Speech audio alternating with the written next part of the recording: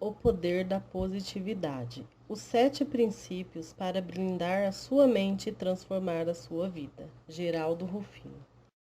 Dedico este livro às grandes guardiãs dos meus valores e da minha vida. Minha mãe, por tê-los ensinado a mim.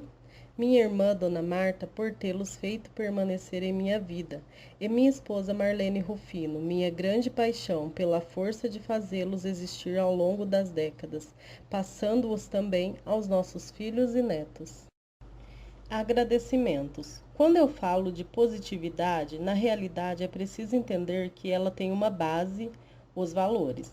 A gratidão é um dos valores que estão neste livro e nestes agradecimentos. Quero iniciar por agradecer às 3 mulheres que fizeram com que eu nunca me esquecesse dos meus valores. Primeiro, agradeço a minha mãe, com quem aprendi os meus melhores valores, a pessoa que me fortaleceu e me blindou. Com ela, aprendi a gratidão, a dar valor ao meu semelhante, a importância da espiritualidade, o poder e o prazer de compartilhar e fazer o bem para si mesmo e para os outros, a boa convivência com as pessoas, com os meus semelhantes, saber aceitar as diferenças, a importância do amor e do carinho, da emoção do dia a dia, o valor que tem um único dia. Os melhores valores eu aprendi na essência, na minha origem, quando eu tinha 7 anos e fiquei blindado por ela. Obrigada, minha mãe.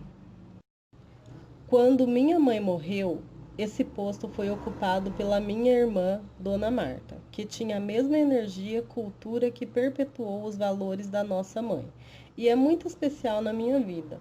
Ao longo da vida, a minha irmã me deu muita disciplina, muito equilíbrio, muito engajamento. Ela sempre me considerou um filho, um carinho muito maior do que de irmão, e eu a considero uma segunda mãe.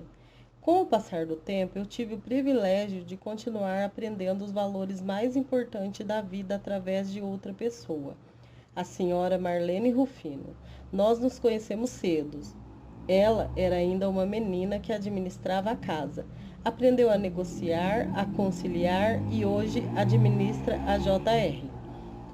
Todo o nosso financeiro, ela foi a continuação do que a minha mãe era para mim. A Marlene absorveu tudo o que era mais importante no mundo para mim e preservou o que tinha de melhor. Esses valores da minha mãe e muito mais do que isso. Ela conseguiu transferi-los todos para os nossos filhos e netos. Eu sou grato todos os dias pela existência dela, uma grande mulher. Essas 3 pessoas fantásticas, brilhantes, que sempre fizeram diferença na minha vida. Minha mãe, minha irmã e minha esposa. Minha irmã e minha esposa estão sempre polindo a blindagem que a minha mãe criou. Afinal, a nossa positividade precisa de manutenção. E isso hoje é feito integralmente por essa parceria amiga.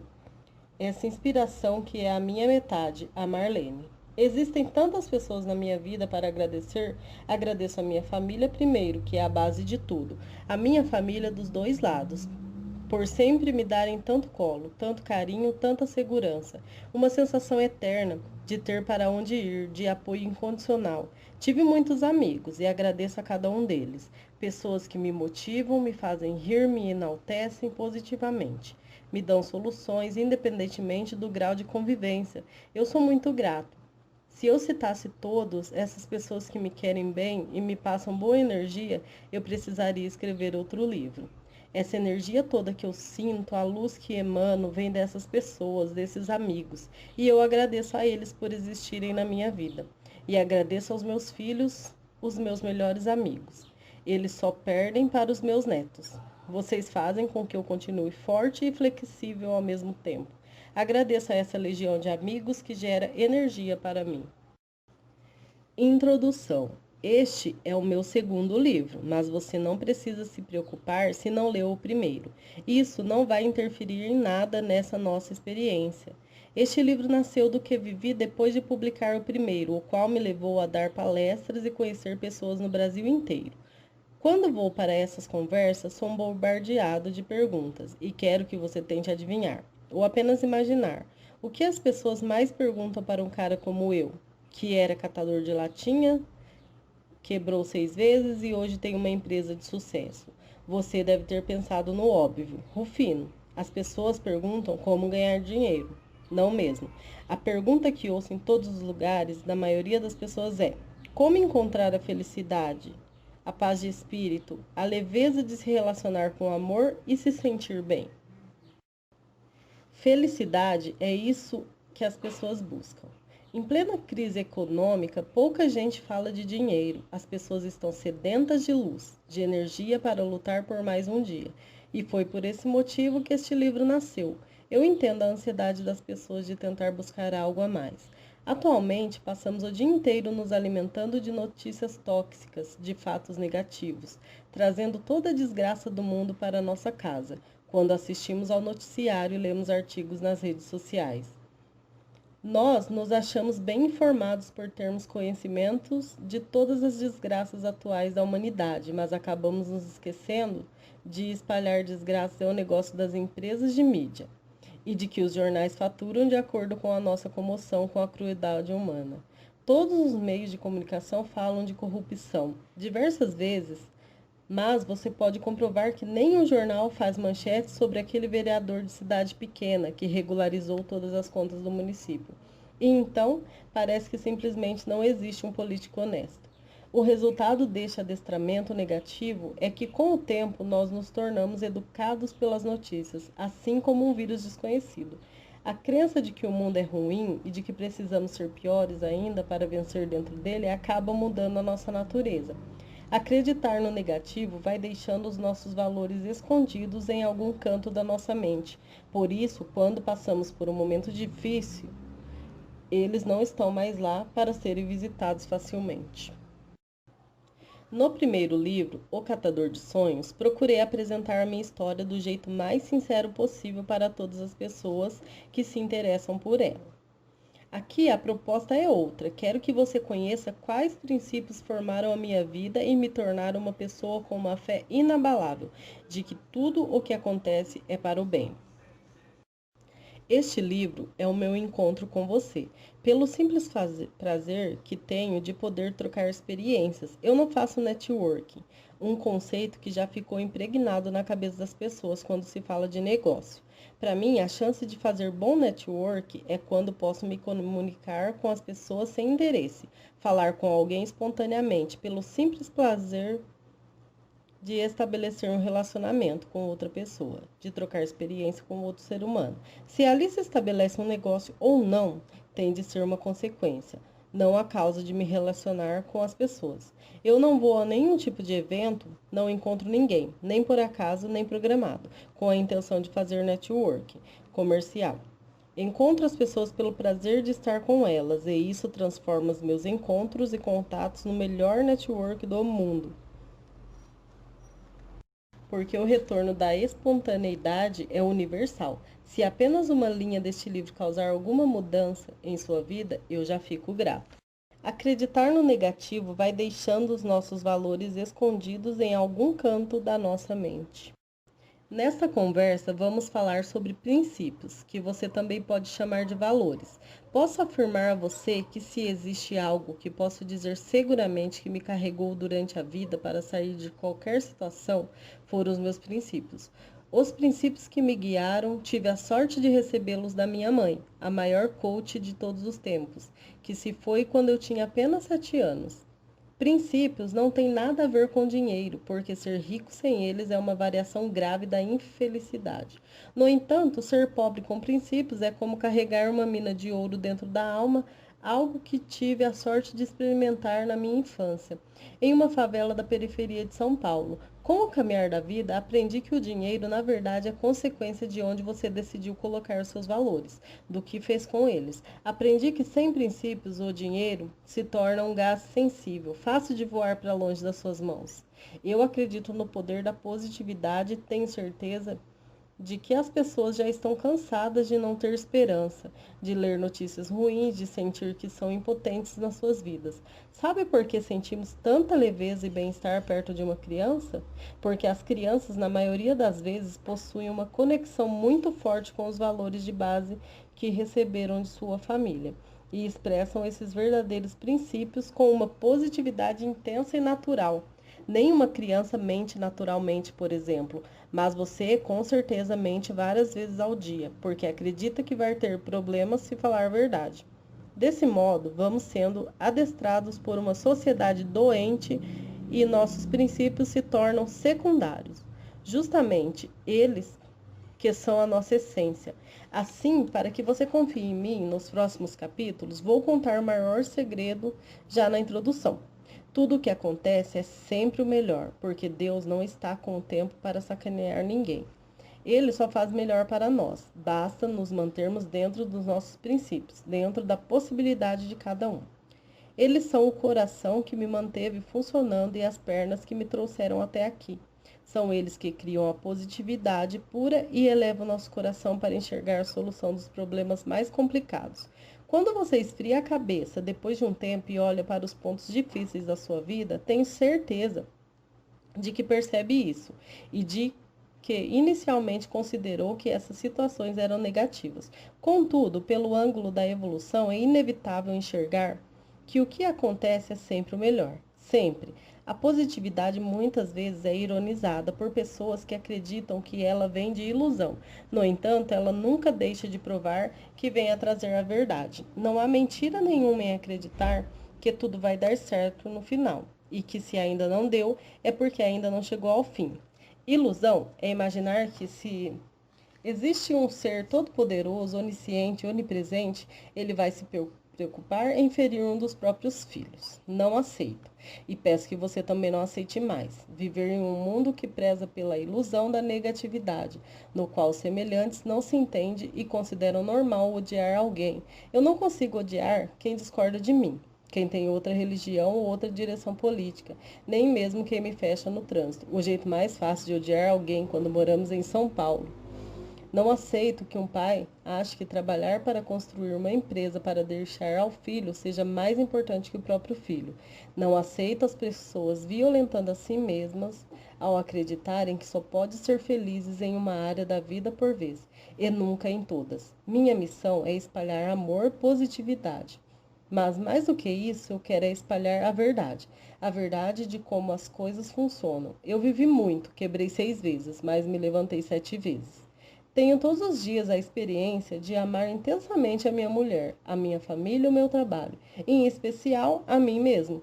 E você está a um único passo de mudar a sua realidade para se apaixonar por si mesmo, para ver as peças se encaixando. Não aceite se alimentar de ilusão, nem acredite no pessimismo, que deixa as pessoas cada dia mais apáticas. Como forma de agradecer a minha mãe por ter me blindado, este livro existe para blindar você.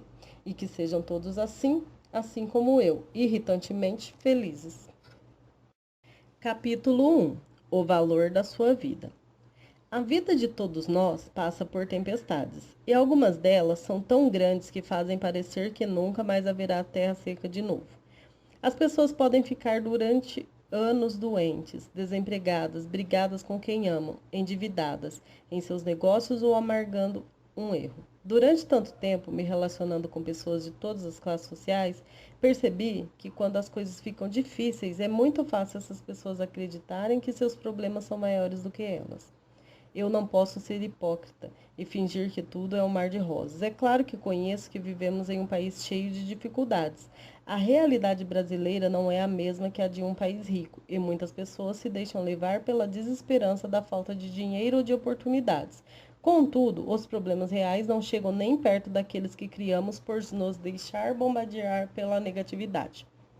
As notícias vendem um país horrível, uma economia que não tem jeito, uma sociedade doente, e basta ler o jornal todos os dias, prestando muita atenção para desenvolver uma depressão severa. Dinheiro, por exemplo, recebe uma dimensão desproporcional na nossa cultura.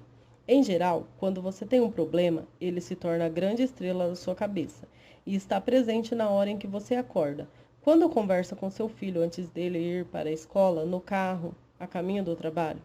Esse problema se transforma naquela dor de dente que afasta tudo o que tem de produtivo em sua mente. Porém, sabemos que a dor de dente não vai durar para sempre. Em compensação, o problema se torna a representação máxima de quem você é, e eu tenho uma história que pode ajudá-lo a entender isso. Essa história aconteceu de verdade na minha empresa, depois de 6 falências. Hoje tem uma empresa de sucesso, a JR Diesel. E como este não é um livro de empreendedorismo, vou fazer da JR apenas um lugar onde as coisas acontecem, combinado? Porque onde existem pessoas, tudo acontece. A nossa empresa fica perto da Marginal Tietê, em São Paulo. E há alguns anos, um homem que morava embaixo da ponte vinha diariamente pegar água com os nossos funcionários. Ele trazia o galão, os meninos enchiam e tudo ficava por isso mesmo. Um dia ele parou na porta para pedir água, mas todos os funcionários estavam vivendo um dia de muito trabalho. Ninguém podia atender o homem. E ele se recusava a entrar para pegar a água. Eu, vendo aquela confusão, decidi ir até a porta e falar com ele. Do alto da minha arrogância de dono de empresa, pedi que parasse de criar casa e entrasse logo para pegar a água, porque os funcionários estavam muito ocupados para atendê-lo naquele dia. Ele continuava se recusando, por estar muito sujo e não querer constranger as pessoas que trabalhavam na empresa. Eu, já nervoso com aquela teimosia toda, fui encher o galão eu mesmo e o mandei embora. Fiquei pensando naquele homem por um bom tempo. Depois disso, e me senti muito mal pelo jeito que o tratei. Deixei a orientação para os funcionários de que ninguém desse água para ele no dia seguinte, pois eu mesmo faria isso. Quando ele chegou, fui entregar a água, mas minha intenção era conversar com o sujeito. Comecei pedindo desculpas pelo dia anterior e comentei que ele estava sujo e morava na rua, mas falava muito bem. Parecia que tinha tido estudo e perguntei o que lhe tinha acontecido. Ele tentou desconversar, mas como sou insistente, depois de alguns dias conversando comigo diariamente, ele me disse que havia sofrido uma grande decepção amorosa. Ele continuou vindo pegar água e eu continuei fazendo perguntas e querendo saber mais sobre ele. Fui conhecendo um homem que em algum momento da vida foi casado e se viu sem dinheiro, e sua esposa o trocou por alguém que lhe daria uma condição melhor. Em resposta, ele saiu de casa e foi morar na rua. Foi a única solução em que pôde pensar. Foi o que ele acreditou que merecia naquele momento. Ao entender a história dele, via que aquele cara não sentia mais nenhum amor por si mesmo, porque acreditava que os problemas que ele mesmo havia criado eram maiores do que a sua vida. Perguntei-lhe se ainda tinha mãe, e sabendo que sim, questionei se ele achava que ela gostaria de vê-lo naquela situação, dormindo no chão sujo. Ele ficou visivelmente emocionado, mas naquele dia só pegou o galão e foi embora. Nos dias seguintes, continuamos conversando. Eu o chamava sempre para entrar e tomar café, e ele sempre recusava por estar mal vestido.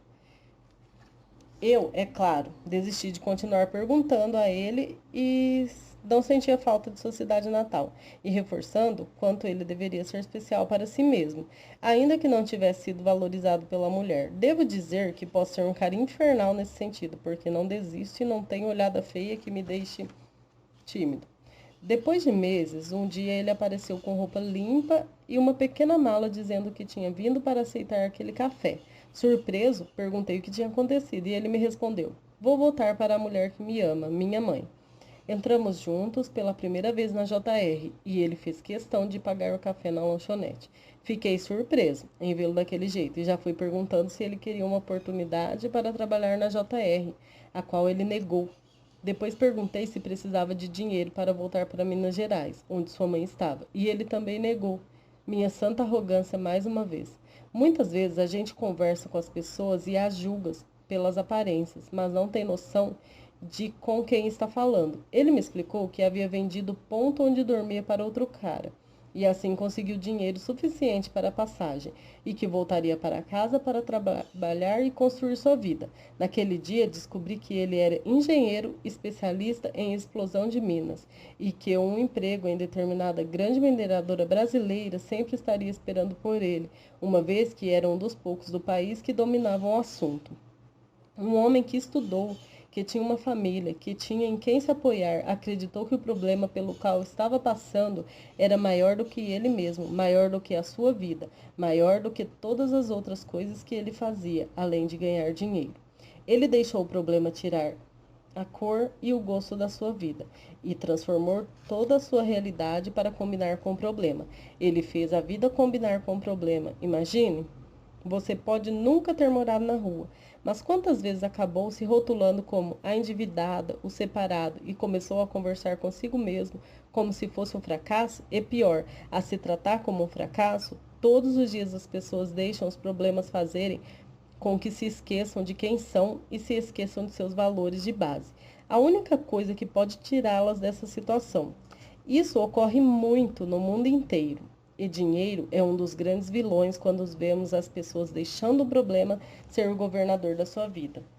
Lembra da crise da Grécia? O mundo acompanhou a crise econômica grega e todos os dias a gente abria o jornal e via que o desemprego entre os jovens gregos já estava perto da metade deles.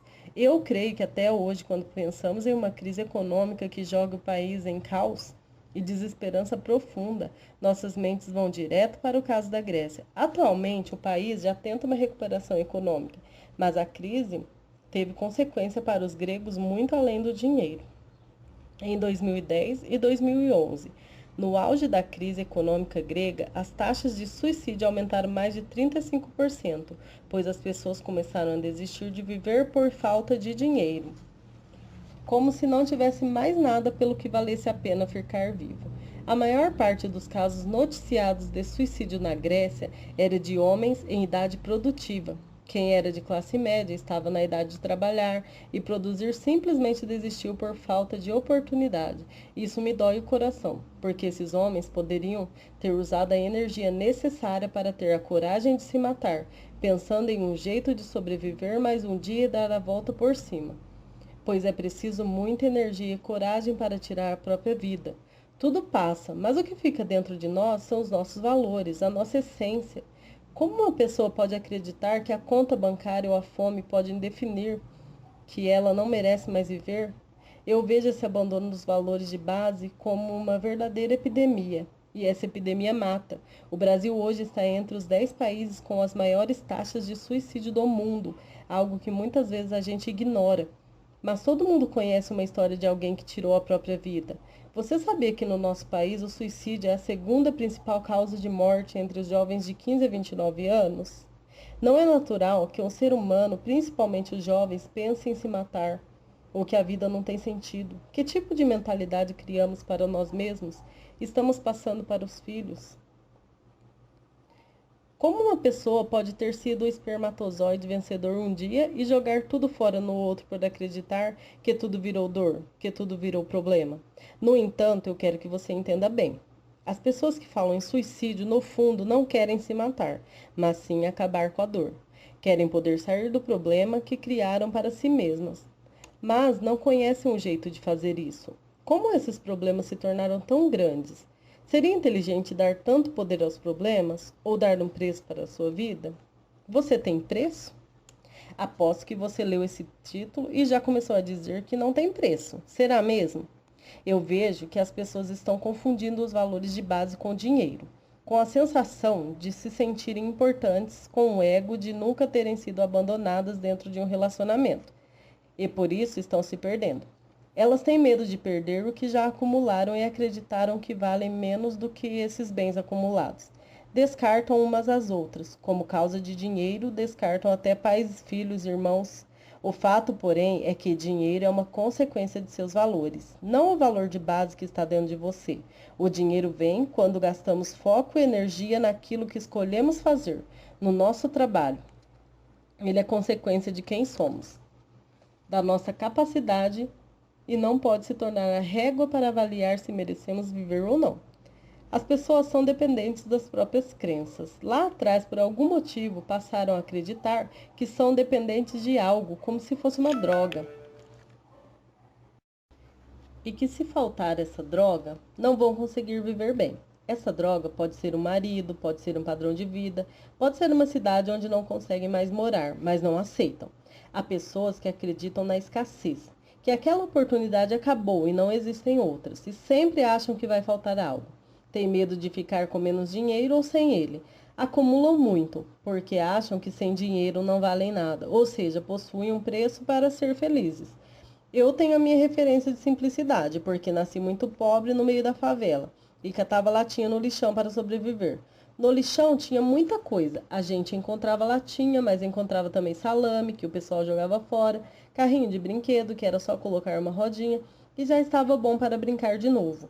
Até sorvete que os mercados jogavam fora por ter saído da validade. Esse dia era uma festa, e como eu tinha 7 anos e não sabia ler, nem me importava que o produto estava vencido. Eu era feliz e sabia que era feliz no lixão, porque voltava para casa e meus valores estavam todos ali. Minha família, meu respeito pelas pessoas, minha verdade, meus amores. Quando eu falo que meus 7 anos são os mais felizes da minha vida, as pessoas não entendem, porque elas estão acostumadas a medir felicidade pelo nível de conforto e de dinheiro que alguém tem. Elas pensam: como alguém pode ser feliz comendo salame no lixo, comendo fruta que sobrou do final da feira? As coisas eram muito mais simples. Era tão simples porque eu não tinha apego àquilo, que eu não tinha acesso, não tinha conhecimento de valores materiais, nem sabia o que estava perdendo, em comparação com quem tinha dinheiro. Eu não me comparava e já era feliz. Então, a felicidade realmente está nas coisas mais simples. Se você voltar para a sua origem, para a sua essência e para aquilo que de fato tem valor, vai entender que dinheiro não pode ser problema.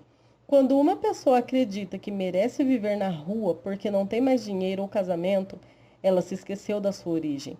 Todos nós nascemos vencedores e sem nada no bolso. Essa é uma coisa que foi criada depois, ou que criaram para você. Ou seja, essa ideia de que você precisa de tudo isso para ser feliz. Se você criou o problema, você é maior do que ele, você veio antes do problema. Logo tem o poder de mudar as coisas. Eu costumo chamar isso de fatores externos. O nome já diz, fatores externos, estão lá fora. O que está lá fora não pode ser maior do que você. Antes que você seja mais um a me chamar de doido, quero deixar claro que não acredito que você seja tão grande a ponto de não ter nenhum tipo de abalo. É claro que as coisas acontecem e a gente se abala, fica triste. Ninguém aqui é robô, nem mesmo aquele Rufininho de 7 anos que era feliz no lixão. Contudo, o abalo não pode ser maior do que você. Você precisa ser suficientemente grande para que esse abalo, essa fase ou falta de sustentabilidade não se torne maiores do que o ser humano que você é.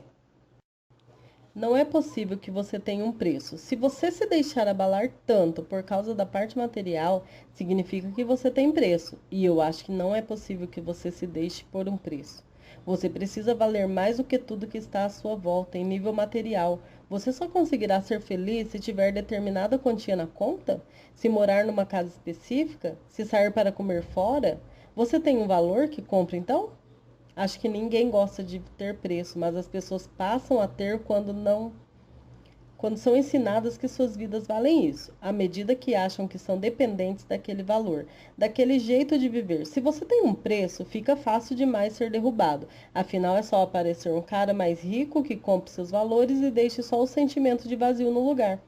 Eu lembro que em 2016 o país ficou chocado com aquele pai que matou a família toda, a mulher e os 2 filhos, em um condomínio da Barra da Tijuca, um dos bairros mais caros do Rio de Janeiro, e depois se matou.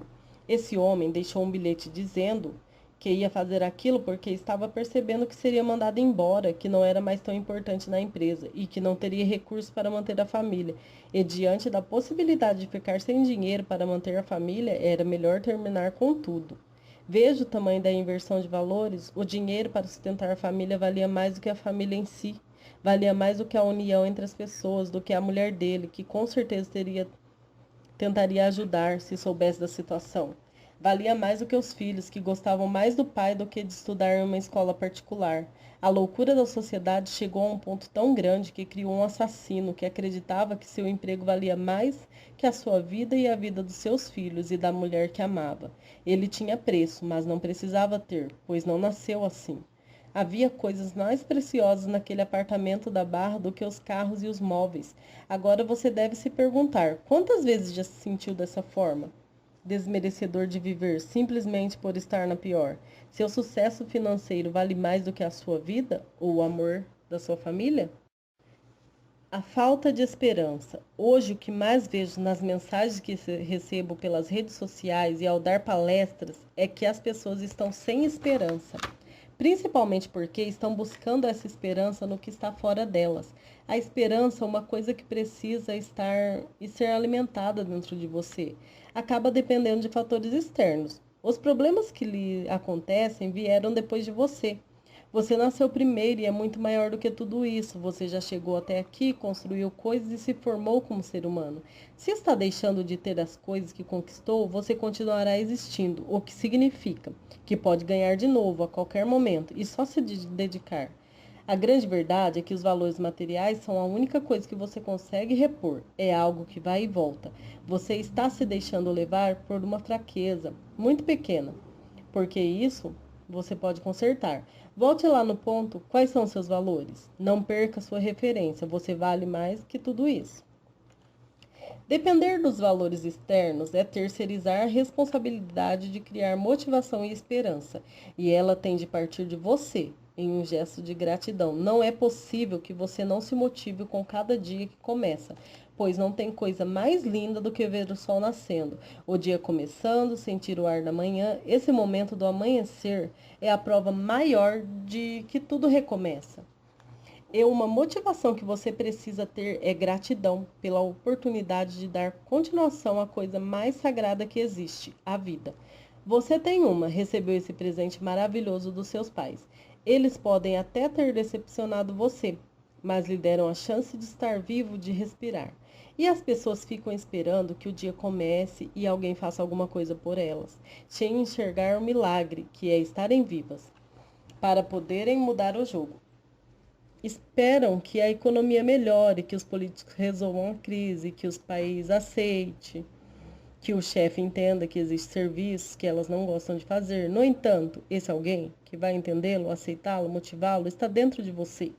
O grande problema é que as pessoas estão vivendo o tempo todo na expectativa de que alguém vai aparecer de algum lugar e tomar uma providência que as beneficie, quando na verdade isso deveria ser a atitude e iniciativa de cada um.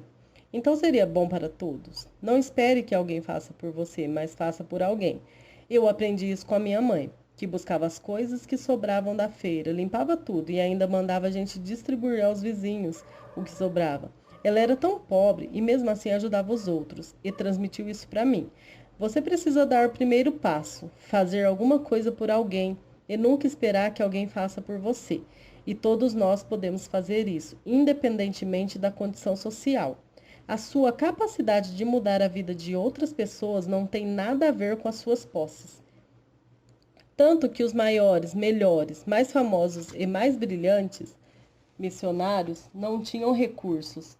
Olha quanto você pode fazer pelo outro, independentemente da sua condição social. Quando você faz pelo outro, sente-se vivo. E ter consciência da vida não tem preço. Este livro existe para que você tenha provas de que a força espiritual, motriz, mecânica, física está dentro de você. Quando você faz algo para alguém, consegue sentir na pele a luz divina que carrega, simplesmente porque parou de alimentar a própria loucura. Essa outra pessoa, sem recurso nenhum, desperta você para aquele conteúdo que já estava aí dentro. Contudo, você também tem esse poder. Alguém fez isso com você e você pode fazer isso com alguém. Motivar as pessoas ou melhorar a autoestima delas não tem nada a ver com dinheiro. Esses valores estão dentro de cada um. Você só precisa lembrá-las disso. Acredito que quando se fala de fé, nós realmente somos a semelhança divina, por causa da quantidade de conteúdos dentro de nós. Mas muitas pessoas passam pela vida e não conseguem ver tudo o que carregam. Têm um saco de ouro nas mãos e não o utilizam. Estão à espera do outro, aquele que pode fazer algo por elas. Ora, se o outro pode, elas também podem. Têm a mesma origem, a mesma estrutura física, a mesma história, a mesma formação de vida. Você nasceu da mesma maneira. A espiritualidade está para você à medida que você se transforma.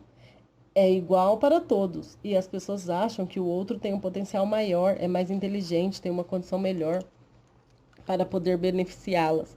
Ao contrário, é você que tem a condição para beneficiar o outro. O outro talvez tenha uma fraqueza que você não tenha.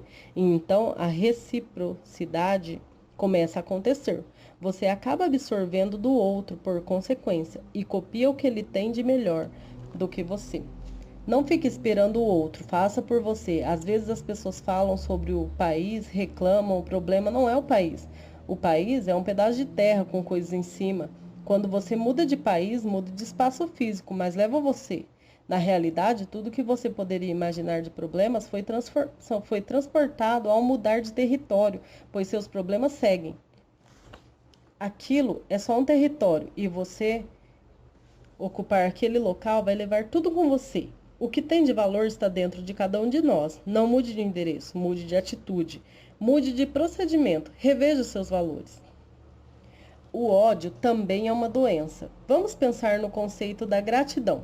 Desde o primeiro capítulo, porque apesar de essa palavra ter se espalhado por aí, o problema é que o sentimento não se espalhou. O sentimento que mais se espalhou entre nós nos últimos anos nos foi ódio e não a tão famosa gratidão.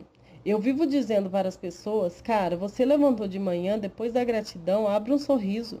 Como começar a resolver o problema mais grave da sua vida? Com gratidão.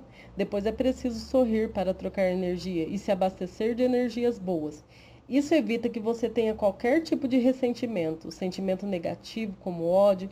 O ódio é um sentimento tão pequeno que você deveria descartá-lo, nem que fosse apenas por inteligência. A maioria das doenças começa com sentimentos negativos, produzidos por nós mesmos.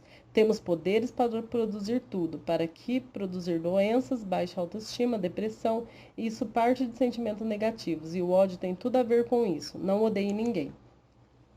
Mesmo se você estiver coberto de razão, amar as pessoas vai fazer bem para você e é uma atitude inteligente. Ao despertar o ódio, a sua formação em reação química cientificamente provada reage contra você. Por que fazer isso com a sua vida? Tenha amor, porque o amor é leve. E aquela pessoa que faz tudo para ser odiada pode ser amada por você, e isso vai deixar a sua vida melhor. Amar o próximo é leve. Você não se apaixona por você? Não gosta de você? Isso não lhe faz bem? Repasse isso para outro, isso aumentará o volume de paixão e o amor que você tem por si mesmo. Você vai conseguir disseminar isso para todo mundo à sua volta. E como consequência, vai conseguir viver em um mundo melhor. Quero deixar você com essa ideia bem firme na cabeça. Tive quase 60 anos de vida para cair e levantar tantas vezes que aprendi que quem tem poder e capacidade para construir um mundo melhor somos nós individualmente. Então comece agora, por você. Não precisa ninguém ver. Isso é coisa de sentimento, energia. Não precisa mostrar. Precisa sentir, acreditar e fazer acontecer. É possível ser feliz e isso não tem como comprar. Não vamos misturar valores. Todos nós nascemos com valores suficientes para poder buscar o que todo mundo briga a vida inteira para conseguir, que é ser feliz.